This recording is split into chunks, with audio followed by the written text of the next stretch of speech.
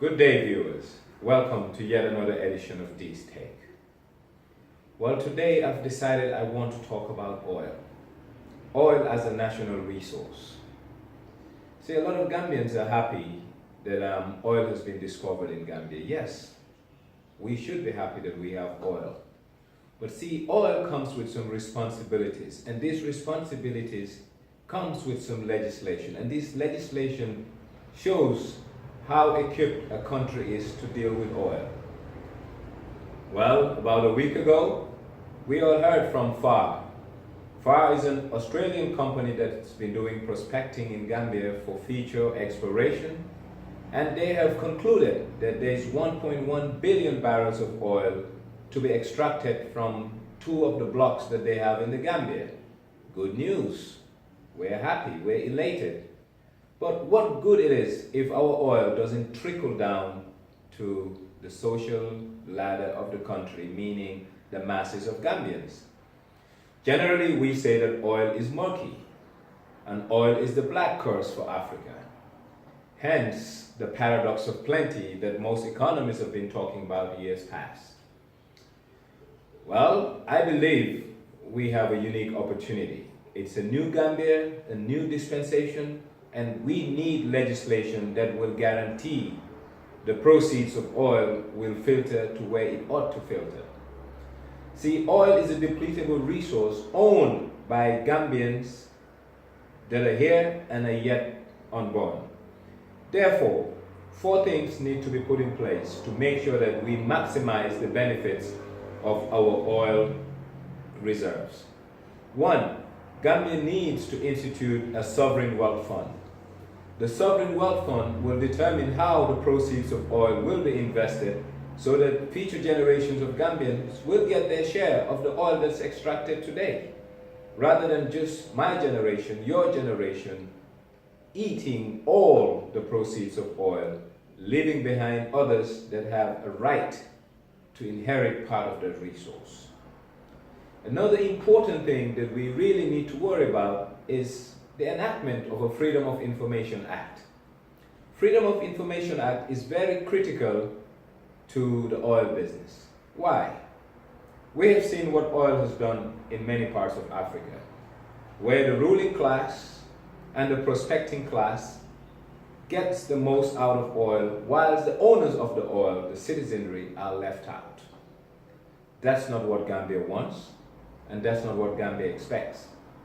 Therefore, we want this administration to push forward a legislation called the Freedom of Information Act. This act will allow Gambians to know how much they have negotiated on our behalf, what's in it for the government, and to whom these rights are sold to, and where the proceeds will be spent on. Without this Freedom of Information Act, we, the citizenry, will not have access to such information. And we need to be policing the people that we put there to police the resources of our state, the government, the executive, the legislative, and the judiciary. Therefore, we need a Freedom of Information Act to make sure such things happen. But with all of this, once oils come to Gambia, we also want to make sure that our local industries, corporate Gambia, benefits from oil. And the only way corporate Gambia can benefit from oil, that is if the government of the Gambia also create another legislation called Local Content Act.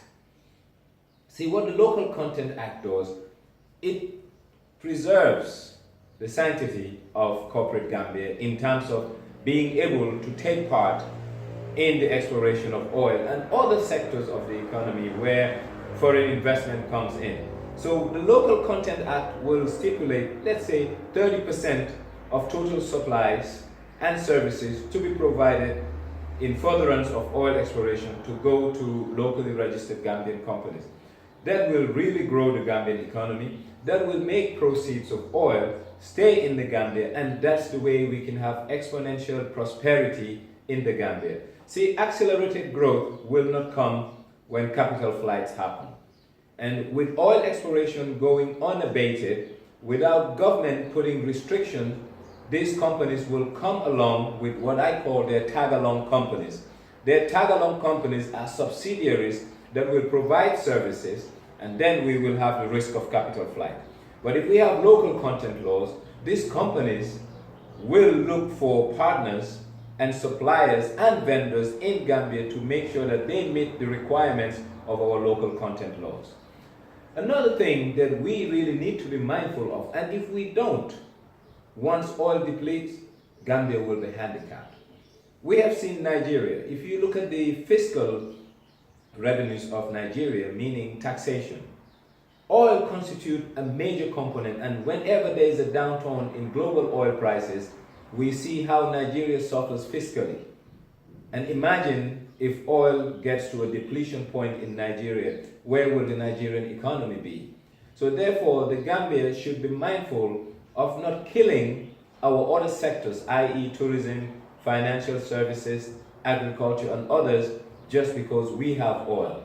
So I am imploring on this government that we, the Gambians, are looking forward to a proactive approach to make sure that the rights of the citizenry to access the scarce resource that we all own is duly protected, so that all Gambians will get their fair share of the cake.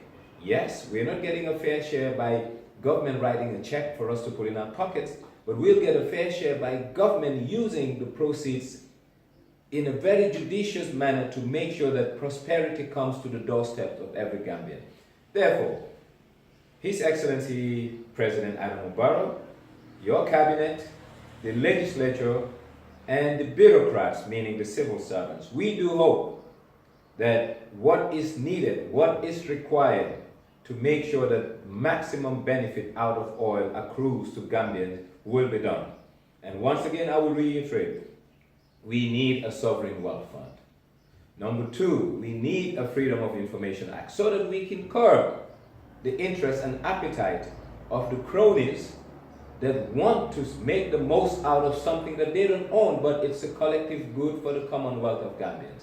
Thirdly, we want to also make sure that a local content law is enacted. And once we have this local content law, Gambians can begin to feel the buoyancy of the Gambian economy, because monies will be spent locally, and these monies that will be spent locally will trickle down to the average Gambian. And that's what we need for our economic growth. So I do hope that this government is listening. I do hope that this government already has plans in place. You cannot wait until oil starts dripping off the oil wells and you start thinking about legislation to make sure that you protect your interests. We need to create the framework. We need to create the dynamics where oil will flow. If not, Gambia will also be one of those countries that will go through what we call the black curse. Oil is a monkey business, and you know what? In life, one doesn't get what you deserve, but one gets what you negotiate. So I do hope, on behalf of the citizenry of this country, our government negotiate great deals for us, but also we want to be the police who is policing the police that's policing us. Meaning we want to have the right to see the people that we have entrusted with our lives and livelihoods, to know what they're doing on our behalf and on our name. We, the people of the Gambia. And we, the people of the Gambia, want what's best for us. We want subsequent generations of Gambians not to be going through the back way. We want subsequent generations of Gambians to have access to great educational facilities. We want subsequent generations of Gambians to have affordable, quality health care. We want the human index of Gambia to rank amongst the best nations in this world. And yes, we can. And yes, we should. And yes, we will. So we are looking for this leadership to show us the way out.